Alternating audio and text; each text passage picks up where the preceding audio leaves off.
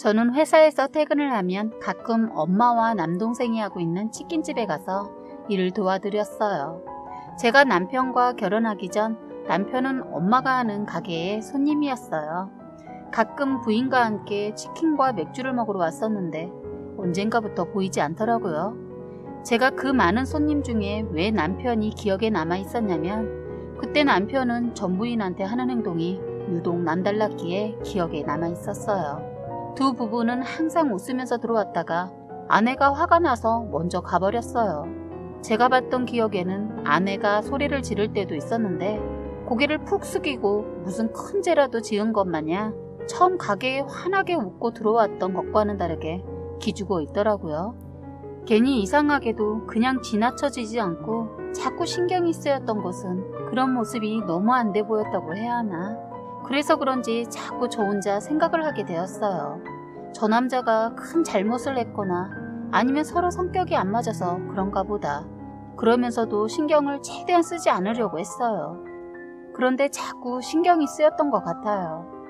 그런데 가끔 오던 그 두 부부는 갑자기 저희 가게에 몇 년간 오지 않았습니다. 저는 가게에 가끔 나가기 때문에 혹시라도 저 안 갔을 때라도 왔는지 해서 엄마한테 물어보니 오지 않았다고 하더군요. 저도 이상한 게 남일이지만 자꾸 신경 쓰이는 거라 나름 이사 갔나? 아님 이혼했나? 이혼했으면 둘 중 하나는 한 번이라도 올 텐데 뭐지? 둘이 오던 단골집이라 못 오나? 하면서 저 나름대로 별 생각을 다 했네요. 그러다 시간이 흐르면서 그렇게 남편에 대한 생각이 잊혀질 때쯤 동네 엄마 지인이 가게에 찾아와서 엄마에게 먼저 딸 한번 손 좀 보라고 하면서 남편을 사진으로 보여준 거예요. 엄마는 시간이 많이 흘러서이기도 하지만 사진으로 본 남편을 단골이지만 첫눈에 알아보지 못하고 저에게 선을 보라고 했어요. 소개해 주시는 분도 남편이 저희 가게 손님이었다는 것을 모르고 말입니다. 제가 엄마 일을 도와주고 있는 것을 유심히 지켜보던 그분이 원래는 선짜리 주선 같은 거 안 하는데 너무 착한 남자가 있어서 다른 사람 주는 거 아까워서 그런다며 자꾸 선을 보라고 재촉을 하셨어요. 자기가 딸이 있으면 사이 삼고 싶다면서요. 자꾸 한 번만 보고 마음에 안 들면 그만두라고 하면서 애원을 하더라고요. 그렇게 해서 저는 남편을 소개받았어요. 사실 저는 남편을 소개받기 몇 년 전까지는 선짜리나 소개팅 자리가 많이 들어와도 다 거절했어요. 저는 아픔이 있는 사람이었기 때문입니다. 제 사정을 알기 전까지는 주변에서 많이들 소개팅 해주려고 했어요. 그런데 사정을 알고 나서는 주변에서도 그리고 엄마도 이제는 지쳤는지 더 이상 결혼에 대해 말을 안 해서 결혼은 접고 그냥 혼자 살아갈 생각으로 살고 있었어요. 그런데 세월이 약인가 봅니다. 엄마도 이상하게 남편이 마음에 들었는지 선에 대해 말씀이 없었는데 한 번만 보라고 하시고 저도 이상하게도 시간이 흘러서 그런지 선짜리가 들어왔는데 그냥 싫지만은 않더군요. 그런데 제 나이가 있다 보니 솔직히 총각을 만나는 것은 흔한 일이 아니어서 그냥 결혼은 포기하고 친구로 지낼 수 있으면 만나볼까 하고 관심을 가지고 그 사람에 대해 물어보니 역시 한번 다녀온 사람이라고 하더군요. 그런데 결혼은 했었지만 아이는 없었고 일단 남편이 엄청 착하고 좋다고 하더군요. 그런데 사진을 보는 순간 낯이 너무나 익더라고요. 가만히 사진을 자꾸 들여다보니까 생각이 나더군요. 제 기억에서 거의 잊혀져서 그렇지 세월이 그렇게 흘렀어도 알 수 있었던 건 제가 눈썰미가 좋기도 하지만 사진은 거의 그때 그 모습 그대로인 것 같더라고요. 그래서 순간 엄마 가게 손님이었다는 게 생각이 났어요. 가만히 보니까 순간 엄마 가게 손님이었던 게 생각이 났어요. 그래서 엄마에게 단골이었던 그 사람이라고 말하자 처음엔 싫다고 하시더니 며칠을 고민을 하더니 그냥 제가 좋으면 만나보라고 하더군요. 그래서 저도 만나봐야겠다고 결심이 섰을 때 그 사람이 왜 이혼을 했는지 묻고 싶었는데 먼저 소개해 주시는 분이 그러더군요. 아이고 둘이 인연인가 보네. 그래 잘됐다. 그럼 더 좋겠네. 안면도 있다고 하니까. 전 부인에 대해서는 걱정 마. 깔끔하게 끝났다고 하니까. 하면서 왜 이혼을 했는지 사정 얘기를 해주더군요. 여자가 그냥 집을 나갔다가 남자 만나서 임신하면서 이혼 요구해서 이혼했다고만 하더라고요.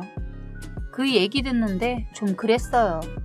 이 사람이 착해도 너무 착해서 전 부인한테 이용당한 건가? 했네요. 사실 그 부부가 가게 왔을 때 남들과 다르게 아내가 일방적으로 남편한테 쏘아붙여서 오래가지 못하겠구나 생각은 했는데 어떻게 인연이 저에게까지 와서 조금 황당하고 그러면서도 이상하게도 이게 인연인가 싶었어요. 선자리를 받고 참 신기했네요.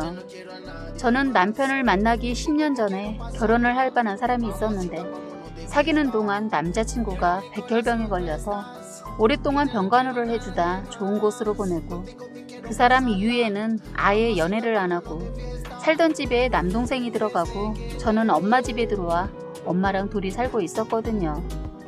그래서 결혼은 꿈도 꾸지 않고 있었어요.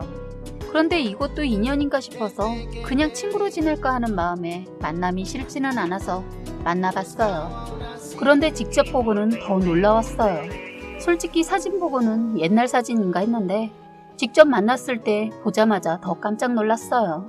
저는 많이 변했는데 그 사람은 사진으로 보이지 않았던 흰머리 빼고는 너무 변하지 않은 모습이더라고요.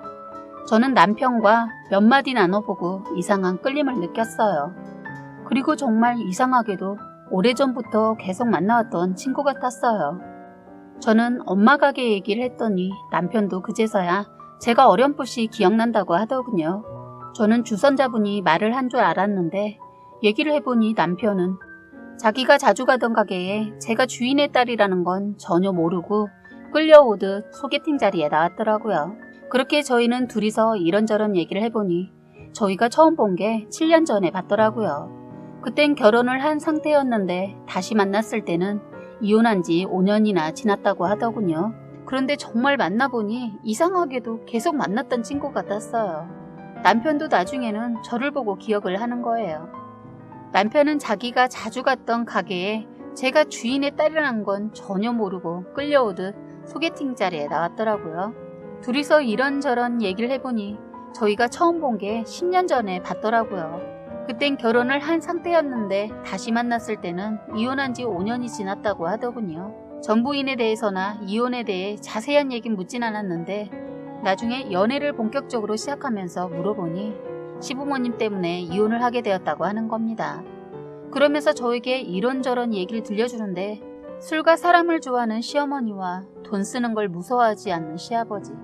그런데 문제는 자신들이 벌어두신 돈으로 사시는 게 아니라 자식들한테 손을 벌려서 무자비로 사신다는 거예요. 그만하시라고 이젠 힘들다고 말하면 부모님 두 분 다 그러신다네요.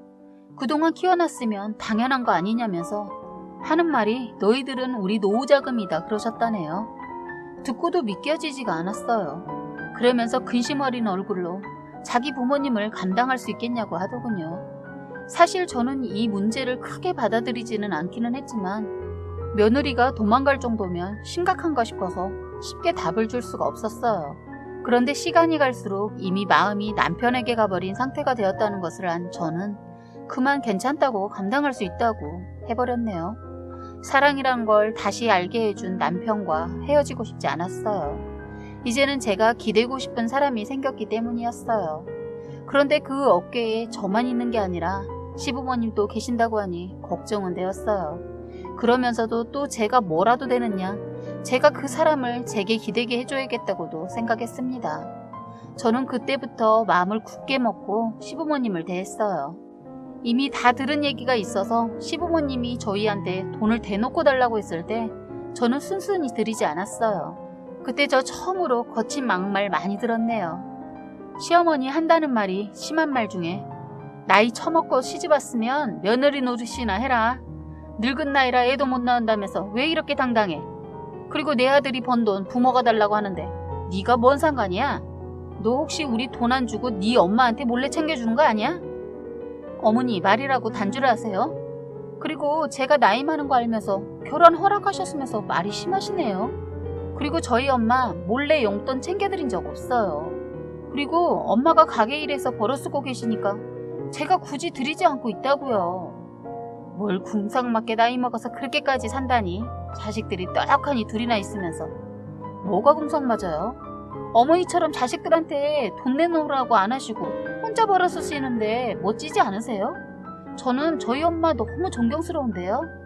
그리고 어머님 아버님 용돈 드리는 거 적은 돈 아닌데 왜 시도 때도 없이 자꾸 이렇게 돈을 달라고 하세요. 너도 늙어봐라. 돈 들어갈 것이 얼마나 많은지. 다 필요 없고 그냥 100만 원만 통장에 입금해라. 저 이번엔 입금 못 해드려요. 그렇게 아세요. 어제 동사랑 통화하니까 동사한테도 100만 원 요구하셨다고 하던데 어디에다 쓰시려고 그러세요? 네가 내 사생활을 왜 물어? 그냥 보내라고 하면 보내지. 보내. 안 그러면 나 가만 안 있는다. 그렇게 하고 전화를 끊으셨어요. 그런데 저 그런 전화 하나도 안 무서웠어요.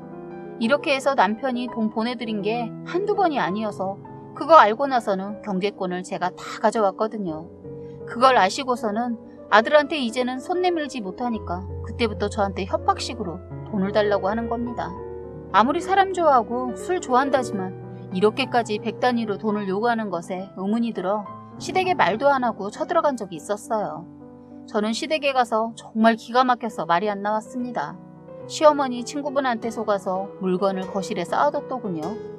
팔지도 못하는 것들을 받아다 이러지도 저러지도 못하니까 쌓아두기만 하고 저희한테 돈을 요구한 거예요.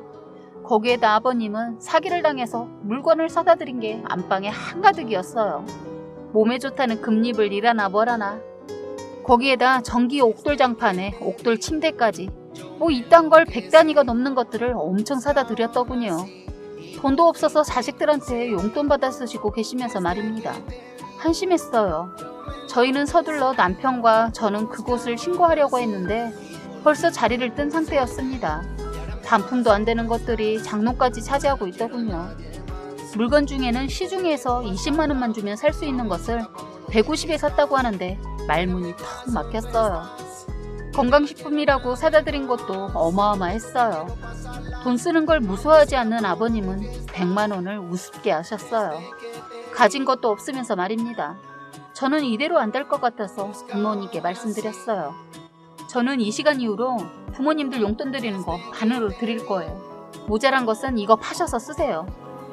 했더니 시아버지 발끈하셔서는 입에 거품을 물고 널 시집 온 게 얼마나 됐다고 이래라 저래라야.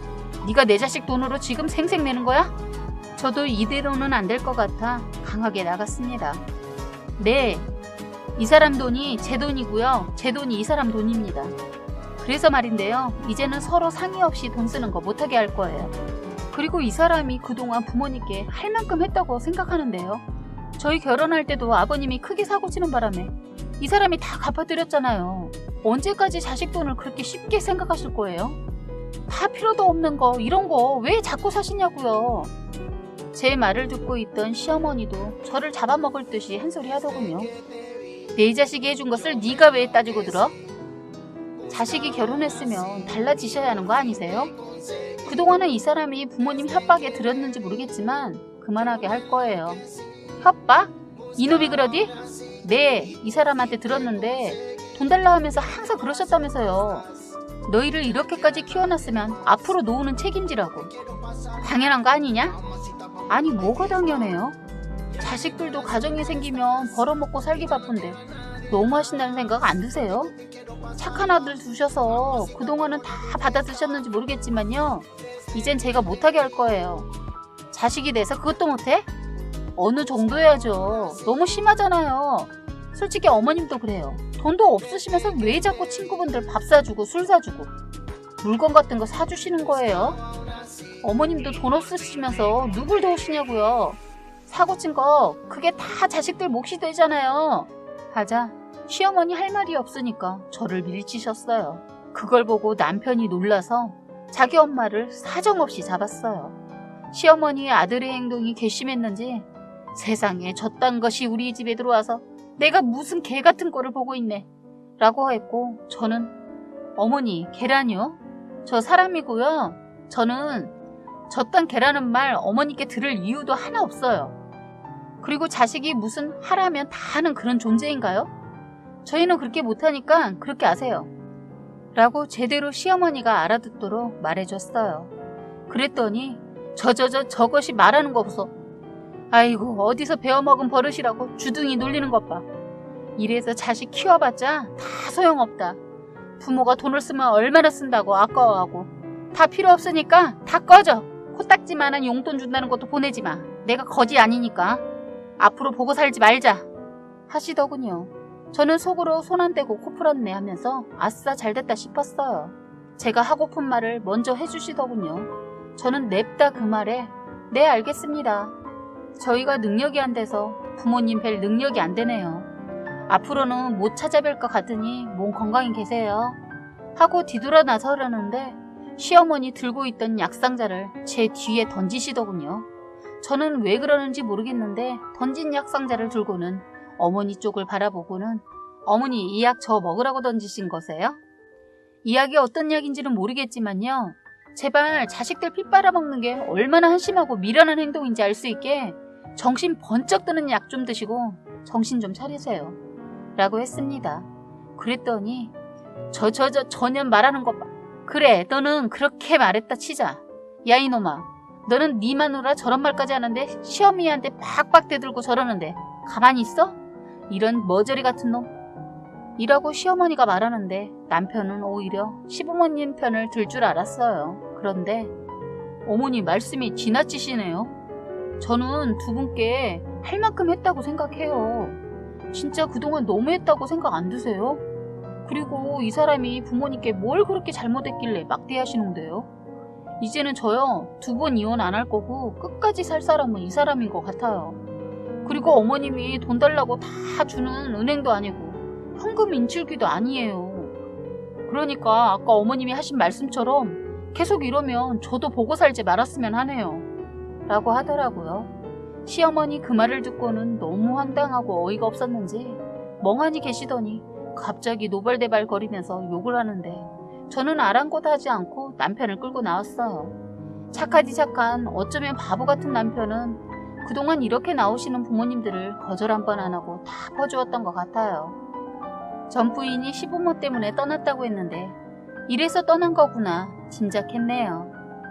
남편과 차를 타고 집으로 가는 길에 남편이 그러더군요. 제 짐작대로 전 부인도 그래서 떠났다고. 시부모님 때문에. 임신도 스트레스 때문에 애가 들어서지 않다가 어렵게 들어섰다가도 유산돼 버렸다고 하더군요. 충분히 그러고도 남을 것 같았어요. 남편은 저에게 많이 미안해하고 혹여나 제가 떠날까봐 불안해했어요. 저는 남편한테 자기야 그동안 부모님 때문에 힘들었지? 어떻게 자식한테 이렇게 할 수가 있어? 자기 성격이 너무 착해서 자기한테 막대했던 것 같아. 그리고 아까 내가 부모님들한테 했던 행동들 너무 기분 나쁘게 생각하지 마. 그런데 정말 두 분 다 너무 나쁘시다. 자기가 너무 착하니까 어머니 아버지가 저렇게 행동하는 거야. 이젠 앞으로 아무 걱정하지 마. 라고 하곤 그리고 저만 믿고 따라와 달라고 했네요. 남편은 저에게 그래 아까는 자기가 우리 아버지 어머니한테 너무 심하게 하는 것 같아서 내가 어떻게 해야 할지 몰랐지만 지금 다시 생각해보니까 내가 미련하게 너무 아버지 어머니한테 원인 제공을 했던 것 같아. 그래 자기 말대로 그렇게 할게. 하지만 언젠가 될지 모르겠지만 두 분이 정신 차리신다면 그때는 용서해주고 뵙는 걸로 하자. 라고 하더군요. 그래서 그래 하지만 사람 쉽게 변하지 않더라고. 우리 아버지에 대해 전에 말한 적 있지? 그렇게 엄마한테 애골복걸하고 다시는 안 그러겠다고 하고 바로 똑같아지던데. 자기가 말하니 일단은 알겠어. 부모님이 변하신다면 그때는 우리도 다시 뵙는 걸로 하자. 라고 말했습니다. 예전에 아버지 때문에 저는 이보다 더한 삶을 살아서 그런지 아무것도 두렵지 않았어요. 그냥 아닌 것은 애초에 싹을 싹 잘라버려야 한다는 생각밖에 들지 않아서 그렇게 했을 뿐입니다. 그리고 제 몸에 전략이 뼛속까지 배어있는 사람이라 시부모님의 행동은 제 상식선에서 도저히 받아들여지지가 않았어요. 그리고 더 놀라운 건 여느 부모님들처럼 자식들 위해 안 쓰고 안 먹고 자식을 키운 것도 아니고 대출까지 받아서 당신들 쓸 거 다 쓰고 살아서 빚도 엄청 많았다고 해요. 그래서 그 빚도 나중엔 자식들이 벌어서 갚았다고 하더라고요. 참 말이 안 나옵니다. 저희는 그날 이후로 지금까지 시부모님들 변하지를 않아서 안 보고 삽니다. 어머니가 보고 살지 말자고 했던 말 책임을 져야 하는 게 당연한 거니까요. 다행히 남편이 제 말을 잘 들어주어서 이렇게 살고 있네요. 가끔 동서한테 전화가 오는데 참 기가 막힌 게 시어머님이 이제는 우리와 사이가 틀어지고 안 보고 사니까 동서네한테 큰 돈을 요구한다고 하더군요.